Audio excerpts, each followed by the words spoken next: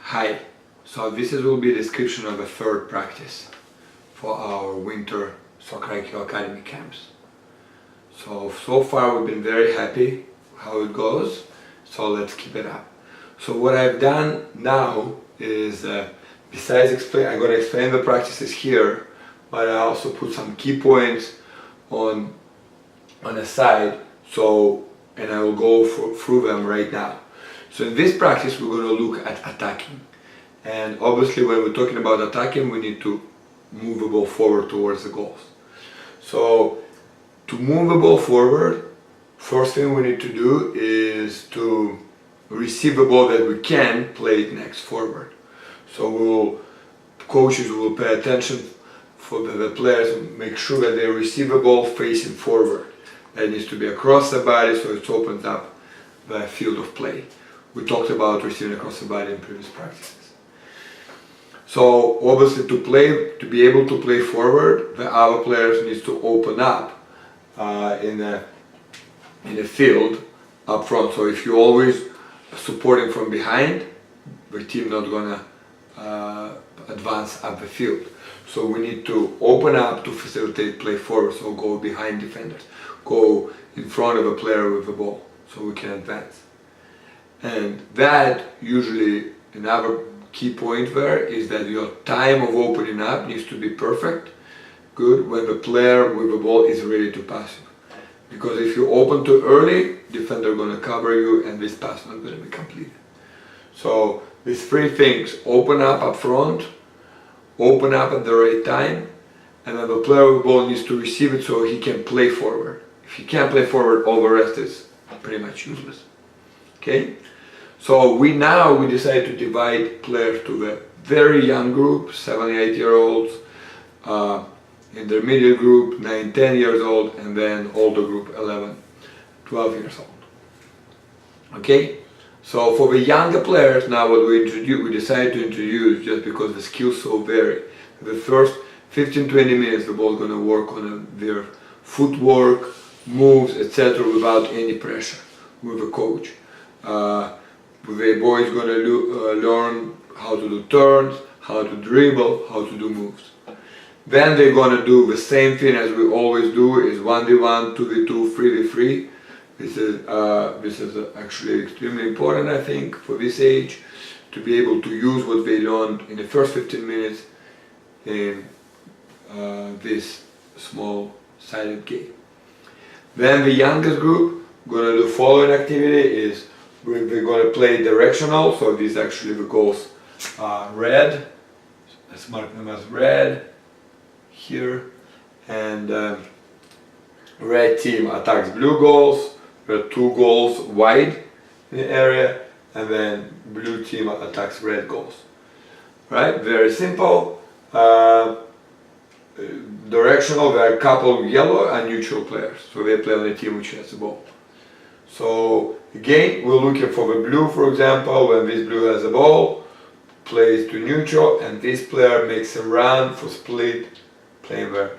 Another thing which we trying to achieve with having 2 goals in wide goals is that the players stay wide, that we're not getting everybody here, because then it's easy to defend. We want to stay wide, so that this way we can attack these goals or these goals, then defenders stretch and there are gaps between defenders, so we can play and open and score. Right? If we come in together, it's too easy for defenders. And the fourth activity for the youngest group is very simple. It's right here. The red team can score only red goals, so they can go, and we have neutrals here. They can go score here and here, and then the blue team defending these goals. For example, if it's a red ball, blue team needs to defend these and these goals, and then when they win the ball, they actually can score this way and this way. So again, we're looking, as soon as we win the ball, we're looking to play the ball forward, this direction, or switch and go this direction. So we're looking for the goals this way. So that's all for the younger age group. The second group, which is we call intermediate, 9-year-olds and 10-year-olds mainly. Obviously there might be exceptions, depends on the level of a group. Sorry, grab that napkin. They're gonna do a little bit different activity. The first activity they're gonna do, and it's the same for the oldest group as well, is a moving ronda. So I'm not gonna draw, but it's 4v1 ronda, but there is a lot of squares. So if you see this field, there are gonna be cones depicting a bunch of squares. And then we're gonna have 4 players here, for example, moving the ball against one monkey. And after 4 passes, they'll be asked to find a new square. In this square, there are going to be another group, for example, of 4 players, right? Again, one monkey, and after 4 passes, they need to move to another square, any empty square. So now the players, after 4 passes, collecting 4 passes, need to find an open zone and move it there. That again requires the players without the ball. If this player has the ball and he has to play after 4th pass, this player needs to run here and open up, for example. Or this player opens up here. So we have choice. And then whole group joins. Alright? That's true for the same for old and for the the U9, U10 or U10, U12. The third game is the same as for the U9, U10 boys, the same as we described, just wide goals and playing with neutrals. And the fourth game for the U9, U10 boys is the same. It's again 2 directions, it's all the same. For the old age group, however, it's different. Both the third and fourth activities are different. Third activity has to do with it's activity where we have 3 neutrals. I'll just draw it here. So we have neutral staying here, neutral in the middle, and then neutral here. And then we have 4 players, or 3 players actually, from each team. And then we'll have squares, for example. So it's about the moving the ball, when this player has the ball, moving the ball to that neutral. You can consider them as target players. And this neutral just participates in the middle of the field. The idea here is that when you receive a ball, you need to be able to play forward. This ball or this player moves here and there. But what we cannot do in this activity is that we cannot play back. So this pass back is not allowed. So this will make these players, white players, to receive the ball facing forward, not allow it play back to the same target. If they connected one pass here, now you can play back if you need to. But obviously we won't get the point if we're moving from one neutral to all the way to that neutral. That's when the team gets points. So we want to look for this pass. So that will force the players also to make some combination plays. For example, if this player covers this guy, let me draw it again very quickly.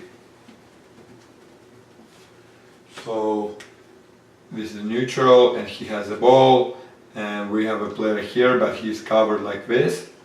We're looking to play to the neutral, and then this guy comes and the ball plays to him, and now we can attack. So in this case the players need to learn how to bypass the marker. Okay? This is very important and really important drill, that if the player with the ball, if you immediately receive from the target player, you cannot play back. So, and then the last activity for the older group is a little bit different. It actually involves goals, but we can use cones. We have cones, and then we have few zones like this, for example 2 zones, and then 4 players start working against 2 defenders, and they need to move the ball, you know, they can move it, and there are 2 defenders here, and they can advance to this zone. Then these defenders cannot follow them, they have to stay in their zone. So now all 4 advance here, they play against 2, and now they can finish. Then you have another line of 4 players here ready, going. Then in some time we switch the defenders. Again, the idea here is spread out and learn how to play forward, and then quickly support because the defenders can press. So this is basically the topic. Again, we're looking how to advance forward and then create scoring opportunities for us. So this should be a fun practice with a lot of scoring and competition and goals. And I hope the players will learn the 3 key points, you know, we need to take home is that you receive the ball so you can play forward. Then you open up so that it's in a dangerous spot so that we can progress. Not staying just, you know, if this player gets the ball, I don't want this player stay just here and then there's no reason for this pass, there's no advantage. You need to take space and get advantage. You know, and then the third is that when you got this space, this timing needs to be good, because if that's done too early, this player might cover you. Okay, so this is the activities. I hope you will learn something and enjoy. Thank you.